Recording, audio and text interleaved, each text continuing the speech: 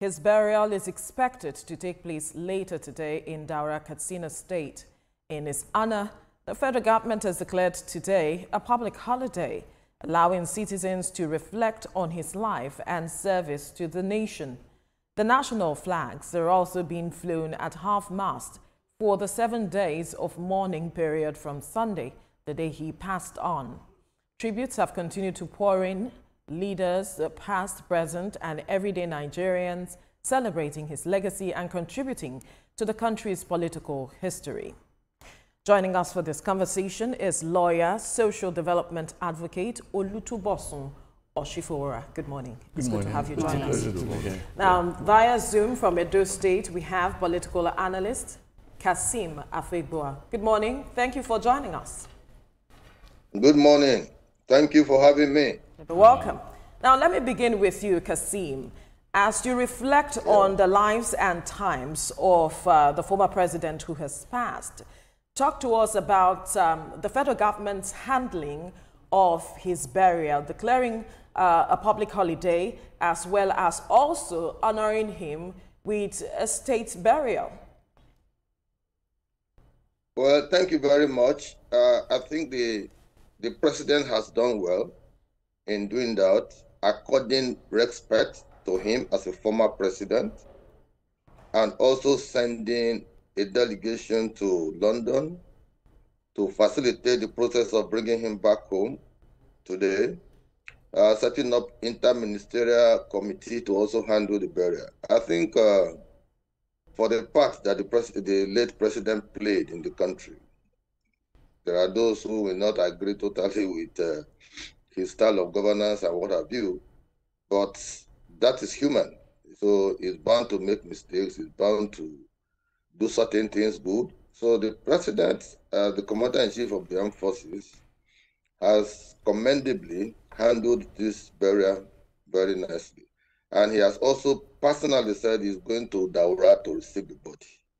I think there is no honor that is more than that when you want to pay last respects to a man who presided over the nation on 3 occasions. First, as the military president, head of state, then as 2-time elected president of the Federal Republic of Nigeria. Okay, I will have to talk to you here, right here in the studio. We're looking at his legacies, legacies of Muhammadu Buhari, and some people are saying, which of them are we going to grab and say, yes, this is what reminds me of Buhari? What reminds you of him? What is the legacy that he has that makes you think of him? All right. Yesterday, I saw quite a number of articles flying around, some good, some neutral, some not very pleasant, you know. And, well, coincidentally, we're from a part of the world where they say you don't speak ill of the dead. Yeah. All right, but the man Buhari was a good man. I mean, one thing everybody, even those who are not his apologists, one thing everybody talked about was his sincerity and his uprightness and forthrightness. That one stood for him. And he got a lot of things wrong in his first coming. I mean, like the Messiah, he had a first coming and a second coming. I think he even had a third coming. All right, now, but he got a lot of things right as well. Because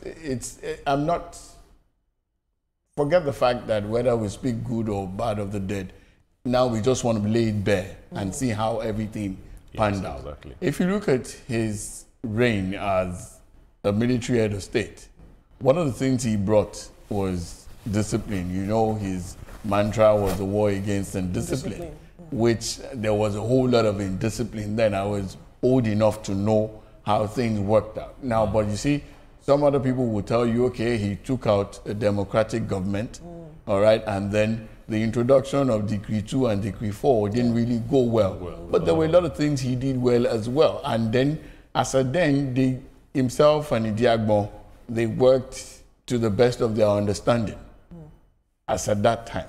Now, if we come back to when he was civilian, I mean, he was a democratic president, one of the things that actually stands out for his administration was a few infrastructural developments.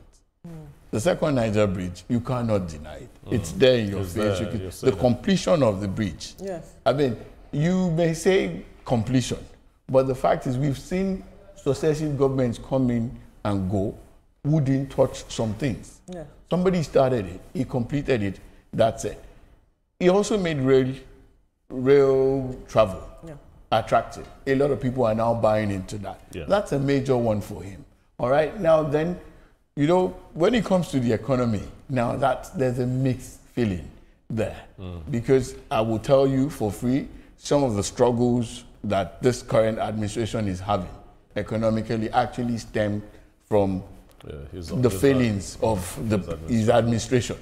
Yes, but you can't take everything away from him, because the introduction of trader money, e-money, all those, then a few, you know, he had this thing about the people in mind. And if you look at him, I think earlier on, before I came on, I heard the panel talking about him having 12 million votes every election cycle. They were not following him because of anything. They were following him because of his heart. Particularly from that, I mean, from the northern side, they knew him, they could see through him, and they knew he was a man for them.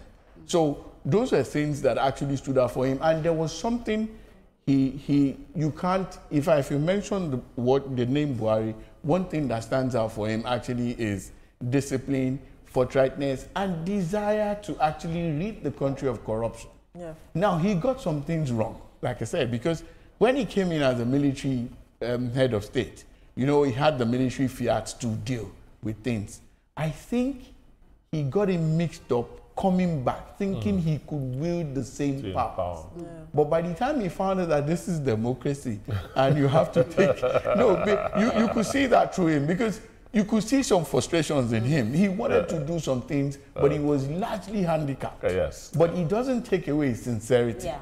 And he doesn't also take away the fact that he got a lot of things wrong. Right. Okay. All right, let me move to you, Mr. Kasim. I'm sure we still have you there. And I want to go frankly speaking with you on this particular question. Now, the youths in Nigeria, they are not happy with him. You know, there have been so many comments on social media where some youths even say they cannot forgive him, you know, for the legacies that he has lived. But then again, we see videos online where he came out to say that he knows he may have hurt some people and he's sorry. And then recently we're seeing his wife also saying that, you know, he had said that she should appeal to Nigerians and she should apologize. Do you think all these appeals may somewhat, you know, change the perception Nigerian youths have about him as well as his legacy?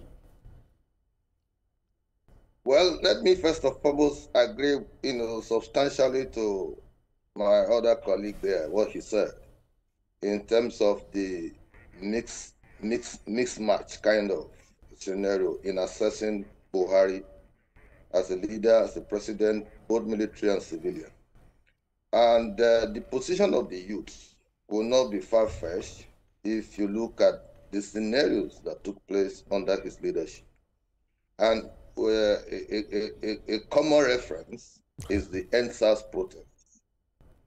I remember writing an opinion poll in one of my columns in Daily New Telegraph, where I said, until President Buhari, as he was then, until he was pushed from the back before he could even utter a word to address the country. I didn't think that was a good approach.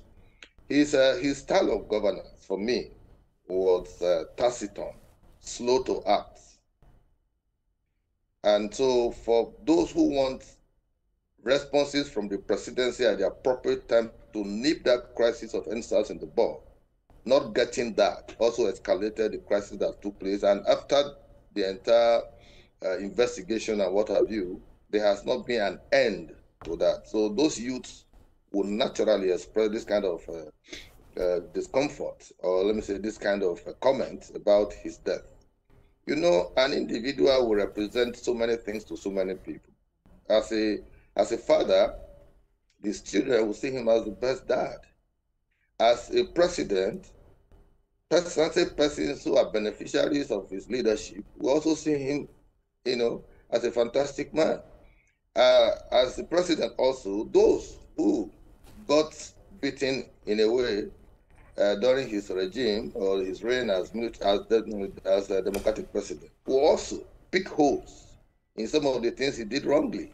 So, but on a general scale, I think he was a man who was sincere, but he didn't have the capacity to push through his democratic credentials or leadership credentials that to help this country to advance further. His 8 years regime were, for me, were nothing so serious in terms of achievements. And I'm talking about institutional achievements, infrastructure, and all of that. There could have been more, you know, under his reign as democratic president, if what we're made to believe were put to test. Because the idea that he has 12 million votes in the north is not true, please. I think we need to correct that narrative. When he contested with Obasanjo in 2030, he didn't score 12 million, about 6.3 million. When he contested with Yaradua, he also got around 6-something million. It was when he contested against Jonathan that he got 11.6 thereabout million votes. So it depends on the swing of the pendulum. But the ordinary folks up north see him as Megeskia. That's the correct man. And yeah, it also depends on the kind of information they have. But that is the perception. And you can't take away that perception that, yes, you can rally around the commoners. Yeah. But how do you reconcile that with the fact that people were jubilating in Castina and all that by the videos, amateur videos that we saw on social media? Saying Buhari, Yamutu, and they are dancing and all of that. So that means his leadership, there was a disconnect between his leadership and the plight of the ordinary folks who saw in him a Messiah kind of person. All right. Let me bring the conversation to the studio back to you now. There are some things he mentioned that I would like for you to react to, talking about his capacity to do more. If you look at what former President Olusegun Obasanjo said, he said Buhari did his best. And then if you look at what former minister spoke about, that's Geoffrey Onyema, he said that Buhari was one person that was misunderstood. And so perhaps that was the complexity that also reflected and rubbed off on his performance in office. Do you see that as also what happened? There was something fundamental that Mr. February said. He said he was taciturn. Yeah. He was too reserved for the kind of modern leadership. And then he was never quick to communicate his ideas and ideals until he's forced, or like he said, pushed from the back. Now, but that's one side. Have we considered the resources available to him at the time when he was president? Right. Because we saw Nigeria is a mono-economic state. Our dependence on oil was 100%.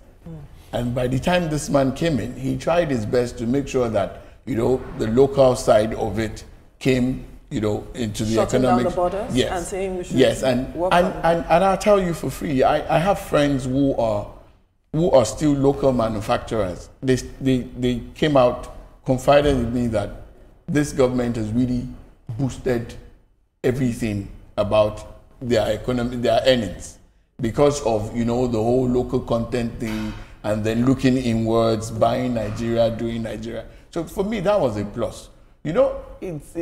There's the people who make the most noise. Okay, let me put it well. Most times you hear a lot of noise from certain quarters for whatever reason, and they seem to be the people who shout the loudest. And then there's this tendency for us to believe that that is the situation, the general situation of the country. Now, so sometimes maybe the people who are suffering shout the most, and the people who are enjoying or people who are benefiting from the system don't really say much. So there's a tendency for you to feel that, okay, this is the state of the nation. And I'll tell you that's not the case. Now, so in this case, we saw oil go down to a very, very... Yeah, I think $53. Yes, and way, way below what was budgeted. Now, for all you care, that will affect any form of projections that any government has decided on from the beginning. Now, so I know the biggest room in the world is the room for improvement. He could have done more, but he did his best. Was his best good enough? It's relative. Because for those who use the infrastructures that he put in place, they won't come back and tell you he's a bad man. For those who got, you know, the shorter end of the stick, they will complain and make noise and say, it didn't go well here, it didn't go well. For me, there were a few policies that could have been improved upon. And then like what exactly? Economic policies. Right. A major one was, I mean, we saw when Governor Obaseki came out and said that they were printing naira and, you know, trying to use it to augment. That was a bad policy. It didn't pan out well. And it's this administration that is taking the brunt now. So that didn't go well. Any government, I think then he didn't have a serious economic team. Because if you look at the Obasanjo administration, there were good heads who would disagree with the president, and then they will come back to it. And they came up with a lot of things. He didn't have that kind of thing. Then a major problem in his administration was communication. His communication was poor, his communication was bad. There were some things he did right, but because we didn't know, it was until he left that people started reckoning, oh, he did this. We didn't know. He didn't say. He had a minister of information at that time. You know, he came in with the body language thing. Yeah. So everybody deferred to him. Nobody could. He had this larger than life aura that you watch him before you take any steps. Yeah. You know, unlike some other presidents where they give you free hands to do some things. And, all right. But he didn't have that. All right, let's go back to you, Mr. Fegwa. I want to hear your own perspective about his economic policies. How do you think he fared economically? Our guest here in the studio seems to think that it's the other way around. What do you think? Well, I want to agree with him in total because I am one of the very virulent critics of Buhari's 8 years. I was a member of APC. I left in 2017, joined PDP, just for the purpose of allowing me to criticize a lot of his policies. Because, yes, after he left power, I joined, or before he left power, I joined it last year. We joined APC. Okay. And the reasons, my reasons are obvious. Part of it has been captured by your guests out there. You see, you cannot be given so much expectation on the basis of what the people think or perceive of you. And when you came on stream, we were not seeing that action. You know, when you talk of economic policy, some of us are very privileged to have access to a lot of information. We just have to question ourselves with the way and manner we dish them out to public. But just like your guest said, the communication line at that period and now, I think it was not cherry news, so to speak. Look at the scenario that they said 31 trillion naira was printed by another name for ways and means, even to be paying salaries and all that. That means Nigeria was just on tenterhooks, and our economic policies were not yielding the appropriate results. And any minister who served under Buhari will praise him. I watched Hadith Sirika yesterday. They will praise him because he allowed free rein of all manners of bestiality, so to speak. There was corruption everywhere, staring him in the face by members choice of words, please. of his own cabinet. So he has done his part. He has left Nigeria where we are.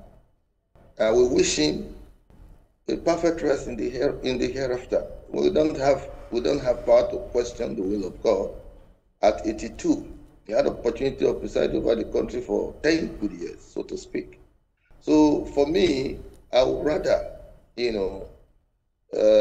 see or celebrate a man who had opportunity to write his name in gold, but who, at the point of death, we saw youths from his home state of Katsina celebrating and jubilating. The atmosphere at this point should be that of mournful disposition, grief, but youths or the ordinary folks, they act spontaneously to issues and circumstances when they occur. So I wish him a perfect rest in peace. We that are alive, we have to also ask God to grant us good health so we can live up to 82, but make more sense to Nigerians than those who are. Okay, but let me come to you here. But if you ask me, I don't think the youths act spontaneously. I think they act based on things that, have occurred, and that's the reason why they act like that. But let me come to you and talking about legacies. Okay, we've seen this happen. We've seen people have said he tried his best. Are our leaders learning from this? How many times will we keep hearing this person tried his best? Are they learning from it? Do they understand that power, you cannot hold power for the rest of your life? At one point, whether by death or whether by something, you will come down. What are the legacies you're leaving behind? You do not want to die and people are dancing. You don't want to die and social media is jubilating. So are we even learning? Are they picking one or two from this? As for learning, I think that is personal. Everybody is supposed to learn from, people that have gone. But unfortunately, that doesn't seem to be the case.